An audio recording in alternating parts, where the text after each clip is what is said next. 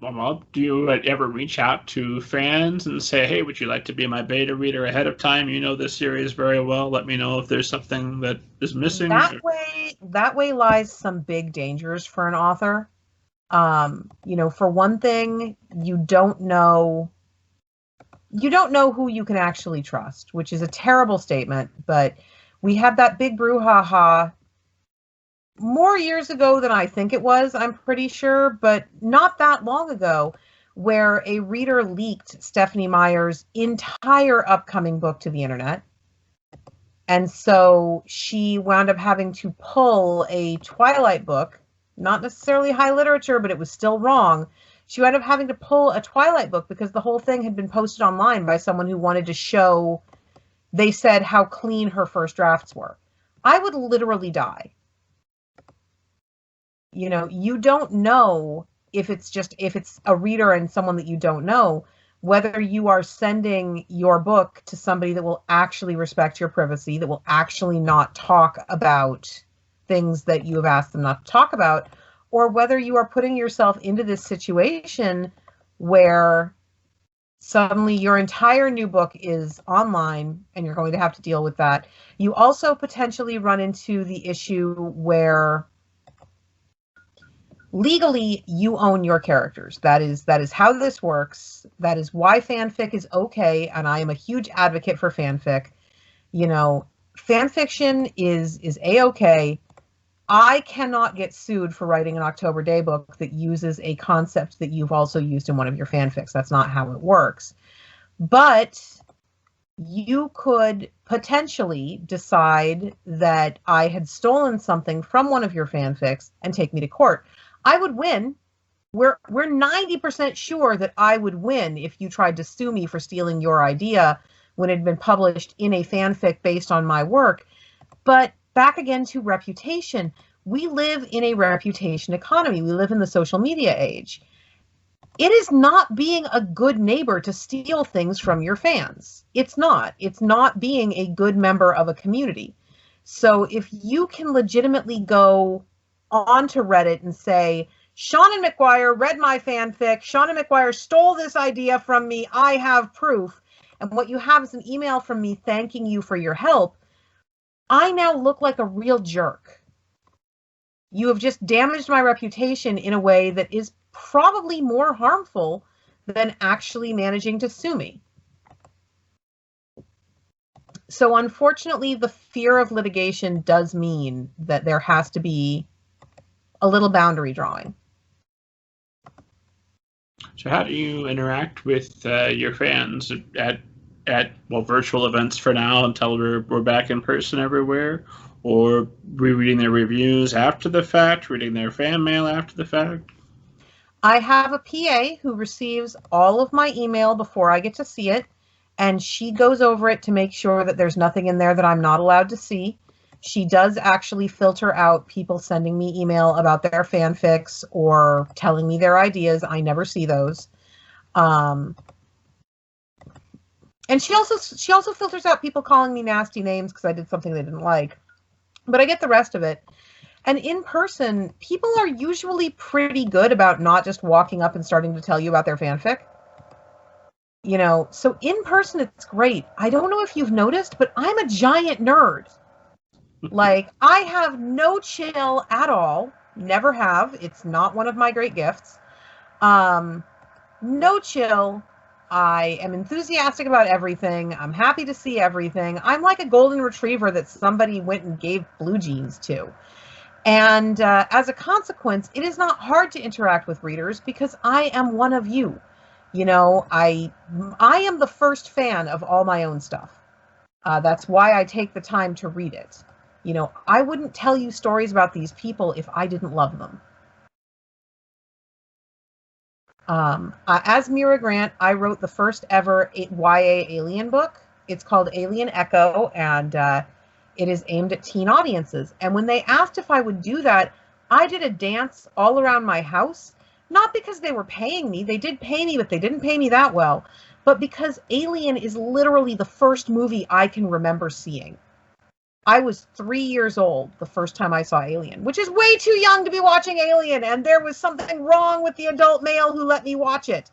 But, you know, it is the first movie. It is foundational to me. I am who I am in part because of Alien.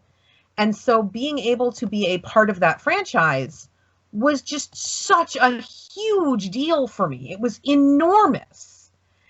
And, you know, again, they did pay me, but also, again, that is not why I took the job. I took the job because I was getting to make Alien canon. I was getting to do something in this world that meant so much to me. And I bring this up because when they announced that I was writing this Alien YA novel, quite a few people wanted to announce that the franchise was dead because I was going to get cooties all over the xenomorphs somehow. And one dude decided that the best use of his time was harassing me on Twitter, like seriously going at me on Twitter, about the fact that I was only doing this for the money.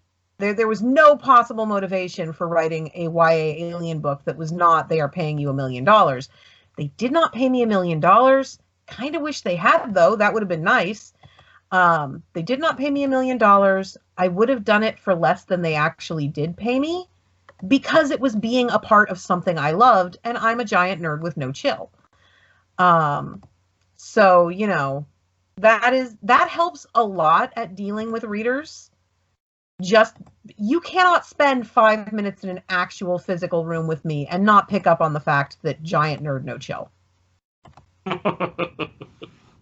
Well, I've heard you talk elsewhere back when in-person events were still a thing, that people, if you were a guest of honor, people were way too handsy, coming up and touching you uninvited as a total stranger.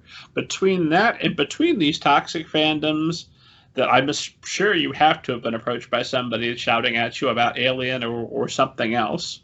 How do you separate from yourself, and are you able to keep that from dampening your joy, your pure joy at doing the thing you love? It does sometimes dampen the joy. You know, my last physical convention of 2020 before the world shut down was a comics and anime convention in Biloxi, Mississippi.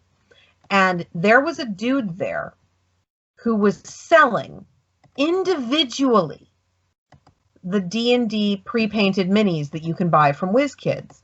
And I love these things. God, I love them so much. It is unreasonable how much I love them. And so I'm standing at his table trying to go through the piles and piles of minis, and there are so many, and I have some money. And I really want to exchange the money that I have for the minis that he doesn't want anymore. Like, this is a match made in heaven. I'm going to get minis. And some people come up that had come to the convention that were readers of mine that had not been able to bring themselves to approach me at a signing. But because I was at this minis table, they saw me as approachable.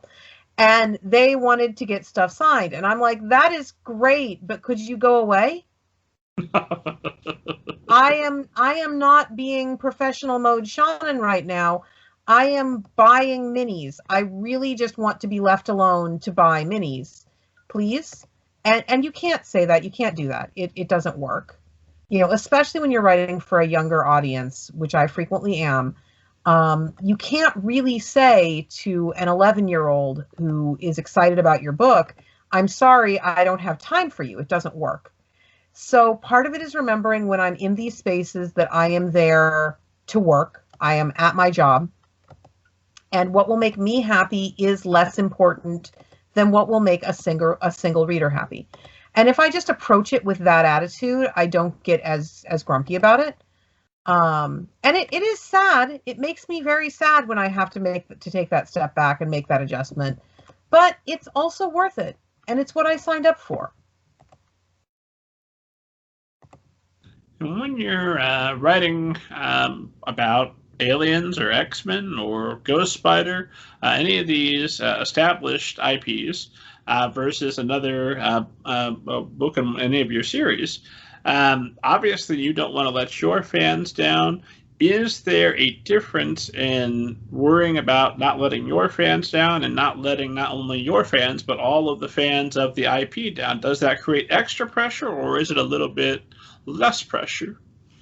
It both creates extra pressure and a little bit less pressure, because when you are writing in your own IP, you are the arbiter of whether something is so. And you can get used to that. You can kind of get drunk on playing God, and this idea that you know everything. And that is obviously not the case about someone else's IP.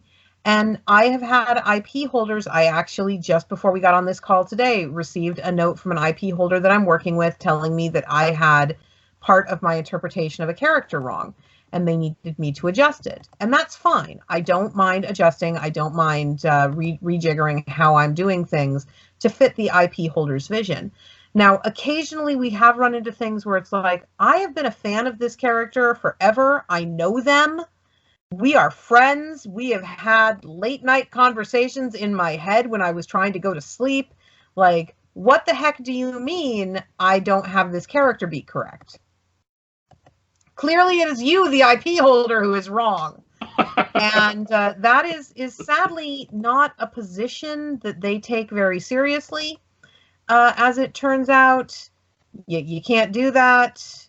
And that is occasionally tedious. But for the most part, it's just a different kind of pressure. And it's almost a relief sometimes, because you will get it wrong. There is honestly no way to approach a pre-established IP with passionate fans and not get it wrong for someone. There is always going to be somebody who looks at what you've done and says, that's not my Emma Frost. And you just want to make sure that it's neither you, who is going to have to live by those words, nor the IP holder, who is also going to have to live by those words, just in a different way. Because you are expendable, they can get a new you tomorrow. You just bring in a new you. You're out. Bye-bye.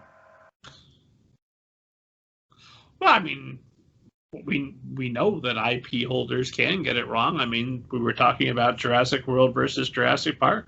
A lot of the same names on the, obviously not Michael Crichton, but Spielberg's there. Frank Marshall's there. Lots of people behind the original Ellie Sattler are signing off on what's happening in the future, so that obviously it can happen. Oh yeah, no, that's going to be frustrating as hell. The IP holders can straight up get it wrong, and part of that is that who's involved does change. You mentioned that Crichton was gone. Well, Michael Crichton passed away, and we don't know how much of that original sensibility that everyone is welcome at Jurassic Park came from him. And you also have to factor in the fact that times change, character interpretations change, what people want from things change. We don't know how much of what I object to in Jurassic World actually came from the creative team versus coming from the movie studios, because the idea of what will make a successful movie has changed. The first Jurassic Park was made in a time of practical effects and with an expectation of a much lower box office take being a success.